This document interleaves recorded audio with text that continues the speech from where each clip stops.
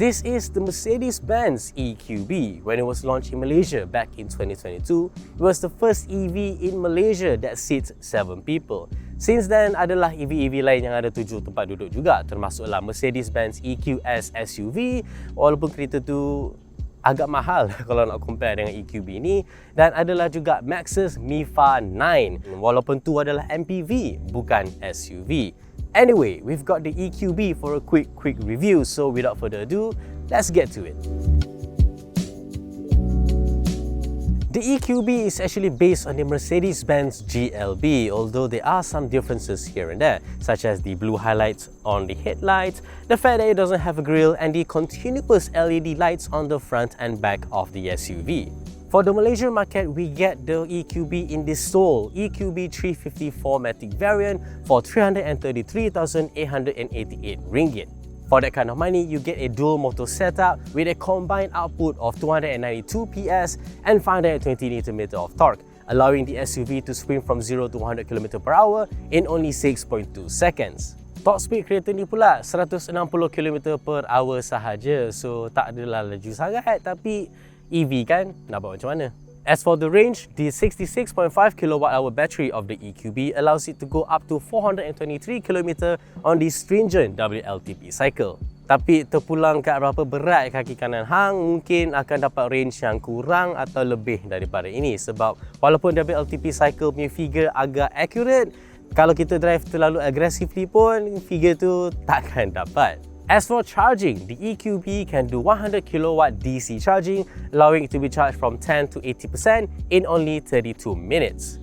As for slower AC charging, but more affordable, it can do 11 kW, allowing it to be charged from 10 to 100% battery in 5 hours and 45 minutes. Not too bad. Now that we're done talking about the general specs of the EQB, let's get inside because it's getting a little bit too hot out here. This being a luxury car or kereta mewah kan, memang cantik interior dia. Memang rasa macam dalam kereta T20 lah orang kata kan. We got this nice leather wrapped steering wheel, soft touch material at every touch point, and even this infotainment screen, which is made out of two 10.25-inch screen for the instrument cluster and the infotainment system. Nice and vibrant and very bright. The touchpad of the car is also very nice. Of course, I can just use the touchscreen if I want to use it, but if I want to be a little bit more fancy, I can just use this touchpad, and there's a nice tactile feedback whenever it goes to a new selection, and that is absolutely nice, and it goes to show just what a luxury car is like compared to a normal consumer car, if you will. For the second row seats, it's quite comfortable, although I do wish there's a little bit more thigh support. At least I get plenty of leg space here, as the driver's seat has been adjusted to my driving position. Besides that, you also got this nice armrest with cup holders with a rather unique mechanism, I would say. Nonetheless, if you're travelling to balik kampung ke apa, tempat ni selesa.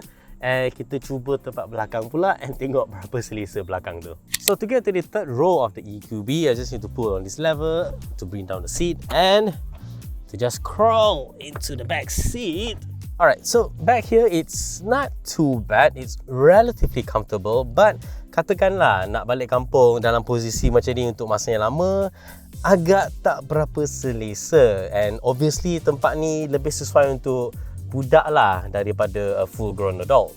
Untuk tambah lagi, I pun tak berapa tinggi, at about 165 cm tall je. So kalau you lagi tinggi daripada tu, I rasa you memang takkan selesa lah belakang ni. But if you just raise up the headrest, it actually feels a little bit more comfortable, but still, if I have to be stuck here for like 2-3 hours, I don't think I'll be very comfortable or very well rested by the end of the trip. Anyway, I'm already a little bit uncomfortable behind here, so let's get to the driving impressions of the EQB. If I can just make my way out.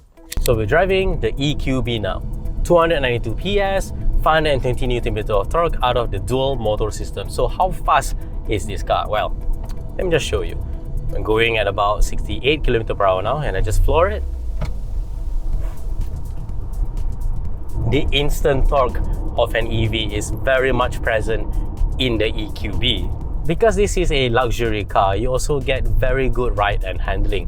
The ride especially It's very, very comfortable, very quiet, and you do feel like you are in a luxury SUV. Tapi kan, walaupun bunyi daripada tayar dan jalan tak berapa dengar bila buat 110 km/h, which is the national speed limit, tapi wind noise tu agak evident dari 115, 120 km/h lah, which is above the national speed limit, but still worth a mention there.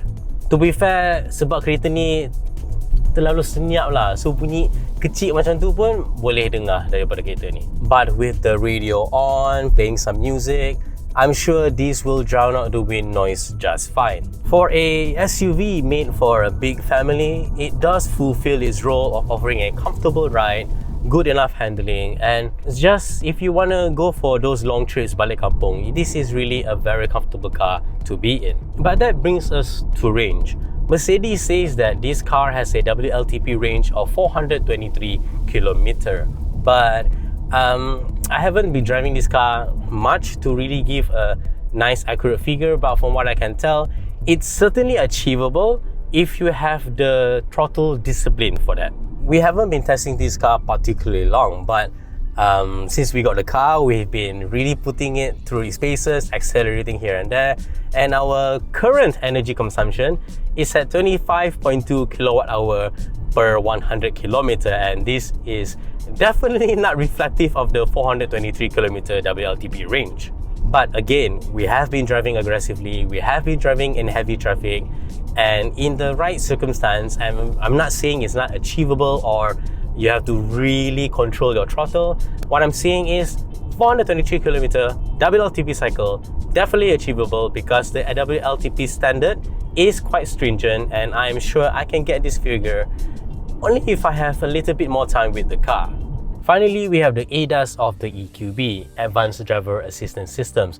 I love a car with good ADAS, and in the case of the EQB, because this is a luxury car, it obviously has a very capable, very good ADAS. Whether it's in a traffic jam or in a highway cruising, the ADAS of the EQB handles all of it very smoothly, very human-like. Tak kisahlah kalau ikut kereta depan tu perlahan ke, laju ke, cara dia brake tu memang rasa macam manusia. Dia tak jerky, dia rasa natural, and as if I yang bawa kereta. I mean, I tak nak cakap I power lah, tapi what I'm trying to say is it does feel very smooth and natural. Even as the car is heading towards a corner that is a little bit tighter than usual, the car would slow down accordingly and negotiate the corner very, very well, very, very capably. And I really like this ADAS, and like I said before, I love a car with good ADAS, and if you're planning to do like long trips with this car, because this is a family SUV, you'll be very happy with how good the ADAS is. Jadi itulah ulasan Mercedes-Benz EQB kami.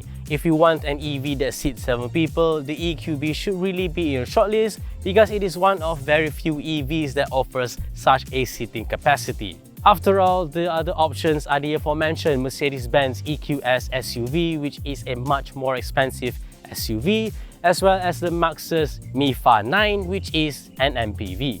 So, if you want a luxury family SUV, and you want 7 seats, and you want an EV, EQB, give it a test drive and you may be surprised at what this EV has to offer. As usual, like this video if you liked it, subscribe to our channel if you haven't already, and always stay tuned for more good stuff to come here on this channel and nextshift.com. This time around, as we're still mixing up Bahasa Malaysian and English, we're gonna add in subtitles for the Bahasa Malaysia parts to help you guys understand this video, and it's a little bit more work for the video guy, but hope you guys like it.